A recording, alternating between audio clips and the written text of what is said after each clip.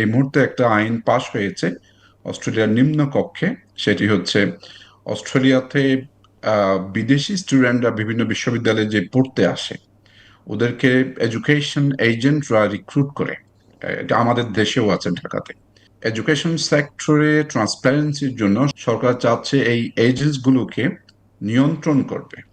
এক কলেজে এসে অন্য কলেজে যেন যেতে না পারে এবং প্রচুর পরিমাণ স্টুডেন্ট যেন আসতে না পারে। সেজন্য তারা একটা আইন পাশ করেছে, সংসদের নিম্নকক্ষে পাশ হয়ে গেছে, এখন উচ্চকক্ষের কমিটিতে গিয়েছে। আমাদের দেশ থেকে তো অনেক স্টুডেন্ট যায় অস্ট্রেলিয়াতে, তাহলে এই আইনটা পাশ হলে তাদের উপর একটা প্রভাব পড়বে কিনা? একটু প্রভাব পড়বে, কিন্তু যারা ভালো ইউনিভার্সিটিতে আসবে এবং আহ, এদিকে একটা শব্দ আছে জেনুইন স্টুডেন্ট, মানে সত্যিকারের ছাত্র কিনা, এই টেস্টটা করার জন্য ওরা এই ধরনের আইনগুলো করে।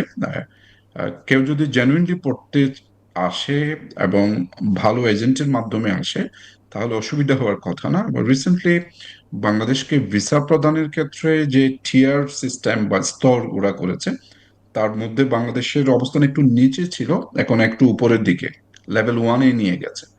সো বাংলাদেশের স্টুডেন্টদের জন্য এটা একটা সুখবর।